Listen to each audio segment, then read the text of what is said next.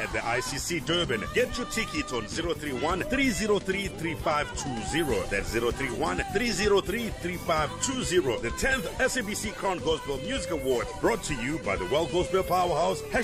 #Levels. #Sekukaningi.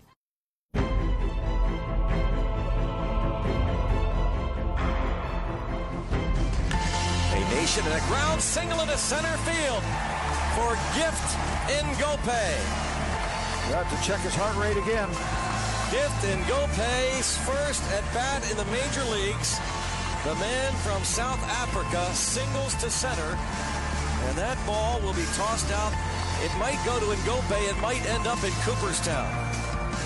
And he FaceTimed me and he asked me if I want the good news or the good news. I told him to give me both, and he told me he got the call. And I asked him, what do you mean you got the call? He told me he got the call to the big leagues. I asked him if he was joking or what, and he told me he was serious. And no jokes, I was running around the whole Pirate City. There it is, the special moment. In South Africa, it was the 27th of April. In the USA, it was the 26th because of the time difference. It was Freedom Day in South Africa when Gift Ngope became the first African to ever play in the highest division of baseball, the Major League Baseball. Gift, welcome to Sport at 10. How are you? I'm very well, and yourself? I'm too good. I just need to give viewers at home a little bit of an idea of just what baseball can do for you in your life. Now, before I talk to you, the average baseball player's salary in Major League Baseball, average, not top star, average, if you're just playing, is $4 million a year. That's like what, 50, 60 million rand a year. If you're there amongst them. Gift is there, like at the door. He's almost in. Gift, welcome to Sport at 10. I mean, that is unbelievable that, you know, baseball is such an exclusive domain. Only the best of the best make it to the Major League Baseball, and you are there now. How does that feel? It feels awesome. I've accomplished the dream that I had as a kid, and I've been working for this moment for my entire life. This kid, where does he come from in South Africa? How does he travel to eventually end up at the Pittsburgh Pirates and being the first African to play Major League Baseball? Well, it's a good Polokwane. Yeah? You know, it's a high. Yeah. PLK boy. PLK. Kamatlala. Baysota. You know, and when I was young, I moved here to Randburg at a very young age. But about drinking oil, mama, how worried you gray stay with your grandmother, but hey, no, come and live with your mother. Hey, but, like, go back room, ne? It was very hard. The sand. You see that heat coming off the sand on top, and you're like, no, what feast? So mom says, come because you're a problem for grandmom in PLK. Come to Randburg. She works at a baseball club. Tell us a little bit more about that. So my mom moved to Randburg to find a job, and then when I was in Limpopo, I got sick, and then she was like, come over. My grandparents were like, come over. I came over, and then yeah, that's how my story starts. And as a kid, I was fascinated by the sport that they were playing on the fields in my backyard. And then I was like, you know what, I'm going to try this out. So I started practicing by myself as a young kid. And Mama how? Udula Koklapong. Yeah. Where she works. Mama file room somewhere in the back. Udula liana koteng. Yeah. And you're seeing these other people play baseball and saying, I want to be part of this. Yeah, like my mom worked there, and you know, with that sound, the baseball bat, and then like, oh, something's happening here, and then that just kind of caught my attention, and I was like, you know what, this might be for me.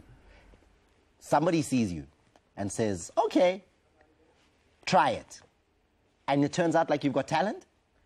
Yeah, I had a good arm from the start. The coach saw me throwing the ball on the wall, playing by myself, playing a little bit of catch on the wall, throwing the ball, and he was like, hey, you got a good arm. Why don't you come join us? And I was like, sure, you know. So they gave me this bat and this glove, and they said, go do your thing. And they taught me everything that I needed to know. Then, like all these stories, you're the kid from the back room, the mom works there. The next thing, you're showing a bit of talent. You get a chance to go to Italy, got development, you know, there are those tours, development, go and see, you know, enjoy yourself. And the talent is real. You're in Italy.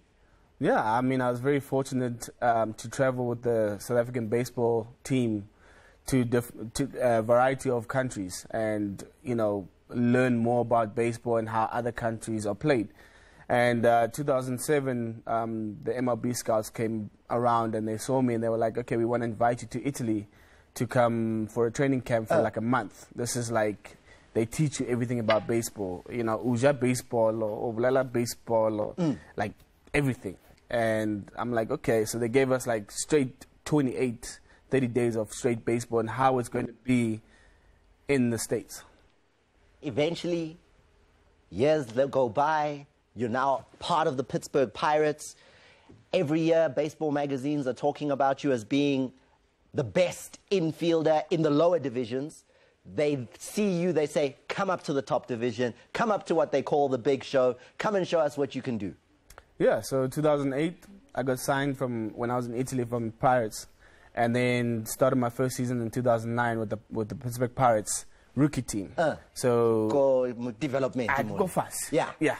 And then one of the 7 leagues. And then to get to the major leagues would be the 7th or 8th league. It's changed now, but then it was like 7 leagues that you have to get to the major league level. So I started at the lowest level and had to climb up. So 9 years of developing and growing as a person and as a player to get to where I needed to be today. Now you're there. And the Pittsburgh Pirates 2 days ago have moved you on. Now you have to go to Canada. You've been playing in America. The team you're going to is the Toronto Blue Jays in Canada. What happens now when you get to Canada? When you arrive with your bags, what do you need to do in order to cement your place and then enable $4 million a year? What do you have to do? Well, firstly, I go to Florida. They have their training camp in Florida. And then if I do break with the team, which is one of my goals, to go play in Toronto, Canada. So I have to compete for a job in Toronto, for the team, in the Major League team for Toronto. Are you worried? Concerned? I mean, you've been with the Pirates for all these years. Now you're going to a new club.